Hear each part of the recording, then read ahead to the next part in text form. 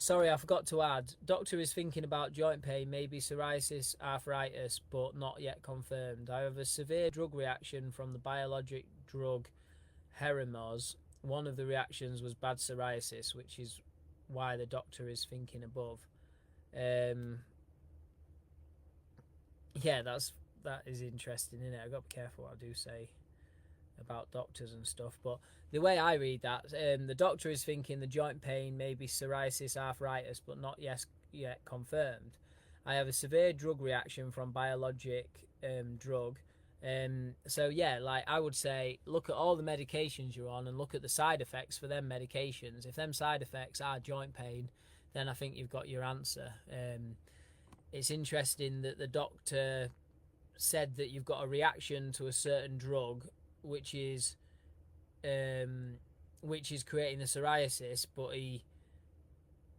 then he labels it as psoriasis arthritis, even though it's a side effect from a drug.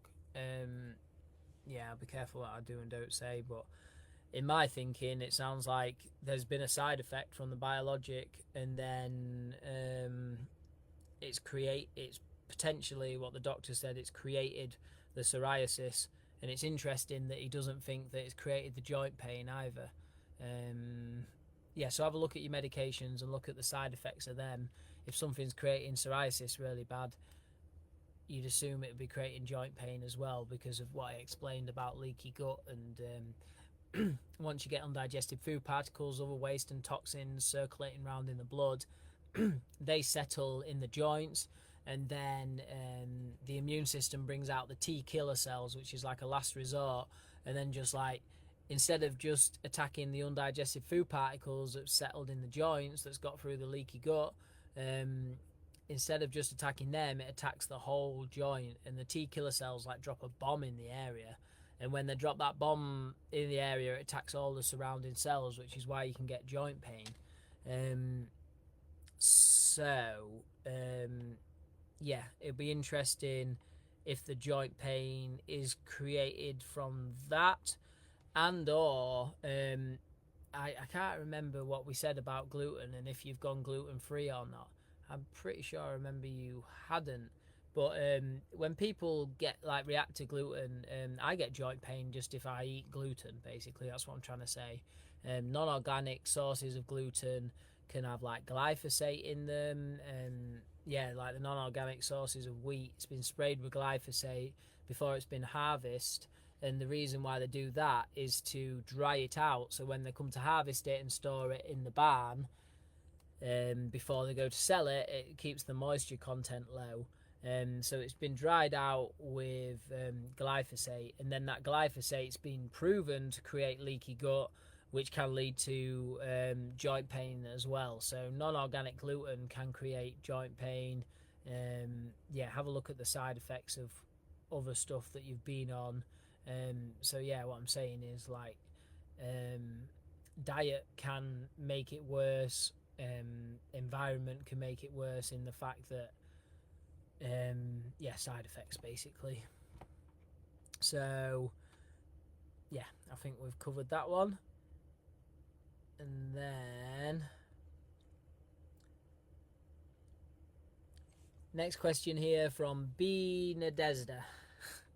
I probably never pronounced that right once, AB.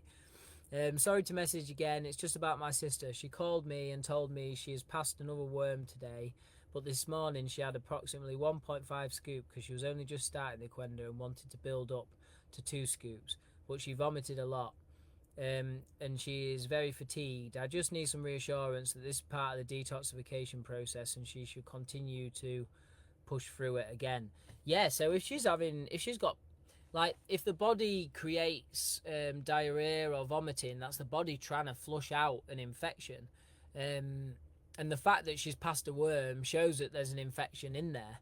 And that's great that the 1.5 scoops got it out. And that's probably because like the scoops are a little bit bigger than 10 grams, so 1.5 scoops probably worked out to be a perfect 20-gram serving. So it might be worth getting her to get some kitchen scales and just weighing it to weigh out 20 grams, and then she knows what 20 grams is. So then when then she might not be scared about going to the 20-gram serving. She might already be on it. Yeah, and I know when I first started on the Qenda, like, I literally had to.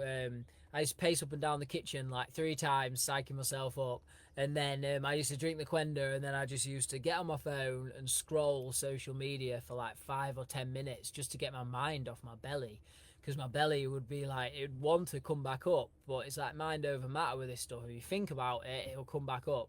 So like that's what I've said to a lot of clients and stuff. I'm like, if you go on Instagram, or like, because it's a dopamine hit in it, it's so distracting, and I know Instagram in the morning is not the best thing, but that's what I found to get my mind off it. I think if you get your mind off your belly, because like I said, bitter herbs taste more bitter when you have more parasites in your body. Checking my internet still on. Yeah, bitter herbs taste more bitter when you have parasites in your body. So it'll taste absolutely horrible right now, and parasites will be trying to get the body to get the Qenda out, so it's not killing them off. But the fact that she's seen them coming out now will explain why it'll taste so bad and why she should carry on, basically. Yeah, and then try the old social media trick of scrolling social media and getting that dopamine fix, because that's what I had to do for like 10 minutes. Even though I was off to work at the time, I'd get up early just so I could have that time just to scroll just so I could get my mind off my belly turning with a Qenda, because it can be quite hard to drink when you've got a lot of toxicities in the body. It's a spiritual experience.